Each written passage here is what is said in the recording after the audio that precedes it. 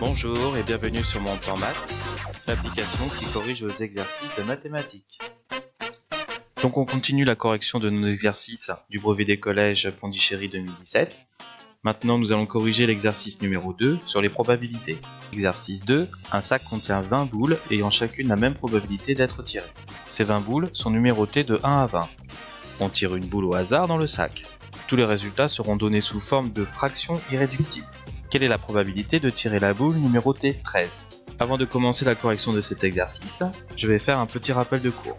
Donc une probabilité, c'est un nombre qui est compris entre 0 et 1. De plus, la probabilité, donc on va noter P de A, c'est égal au nombre de cas où l'événement se réalise, divisé par le nombre de cas possibles.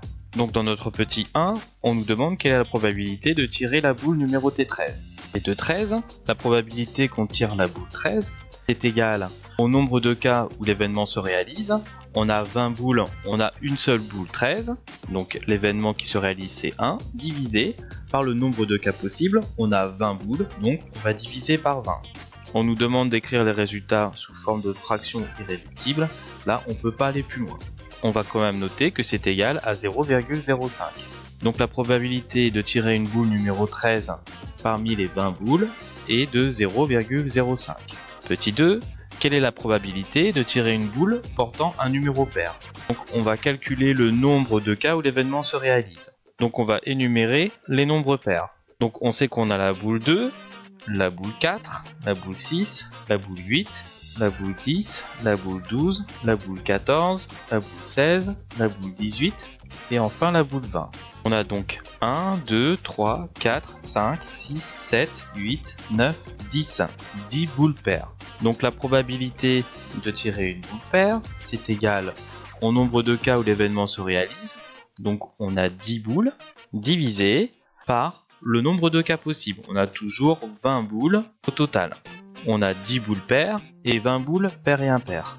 Donc ça nous fait un résultat de 1 divisé par 2 qui est égal à 1 demi. Donc c'est égal à 0,5. Donc on a une chance sur 2. Petit 3, a-t-on plus de chances d'obtenir une boule portant un numéro multiple de 4 que d'obtenir une boule portant un numéro diviseur de 4? Donc toujours pareil, on va énumérer les multiples de 4. Donc on sait que dans notre ensemble, on a des nombres compris entre 1 et 20. Donc on a 4 cas multiples de 4. On a aussi 8. 2 x 4 ça fait 8. On a 12, 3 x 4 ça fait 12. On a 16, 4 x 4 ça fait 16. Et 20, 4 x 5 ça fait 20. Donc on a tous ces nombres qui sont des multiples de 4. Maintenant on va énumérer les nombres qui sont diviseurs de 4. Donc on a bien sûr 1. 4 divisé par 1 ça fait 4. 4 divisé par 2 ça nous fait 2. Et enfin on a 4 qui est diviseur de lui-même. Maintenant on va calculer la probabilité que le nombre tiré soit un multiple de 4. Donc toujours pareil, le nombre de cas où l'événement se réalise, on a 1, 2, 3, 4, 5, divisé par le nombre de cas possibles, c'est toujours 20 boules, donc on divise par 20.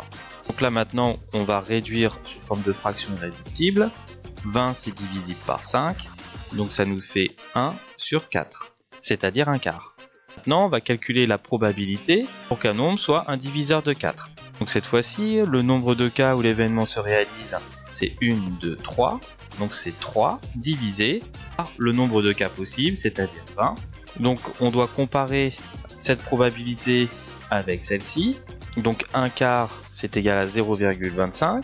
Et 3 sur 20, c'est égal à 0,15. Donc on voit bien que 0,25 c'est supérieur à 0,15. Donc on peut conclure que la probabilité de tirer un multiple de 4 est supérieure à la probabilité de tirer un nombre qui est diviseur de 4. On passe au petit 4. Quelle est la probabilité de tirer une boule portant un numéro qui soit un nombre premier? Donc on va faire un petit rappel sur les nombres premiers. Donc un nombre premier, qu'est-ce que c'est? C'est un nombre entier. Et il a deux diviseurs. Donc le premier diviseur c'est 1 et le deuxième diviseur c'est lui-même. Donc on va énumérer tous les nombres premiers compris entre 0 et 20. Donc le premier c'est 2, il y a 3, 5, 7, 11, 13, 17 et 19. Donc maintenant on va calculer la probabilité de tirer un nombre premier. Donc c'est égal à 1, 2, 3, 4, 5, 6, 7, 8, c'est-à-dire le nombre d'événements qui se réalisent le nombre de nombres premiers compris entre 0 et 20, c'est-à-dire 8, divisé par le nombre de cas possibles, ici c'est toujours 20. Donc maintenant on met sous forme de fraction irréductible, donc c'est égal à 2 sur 5, qui est égal à 0,4. L'équipe de Mon Plan Maths te remercie d'avoir suivi la correction de cet exercice. Pour continuer à avoir d'autres vidéos sur le même thème, clique sur la fenêtre de gauche. En cliquant sur la fenêtre de droite, tu accèdes directement à la playlist. Pour recevoir régulièrement de nouvelles corrections, abonne-toi à notre chaîne YouTube. Enfin, clique sur le logo de Mon Plan Maths pour télécharger notre application sur Google Play et nous envoyer directement des demandes de correction. À bientôt!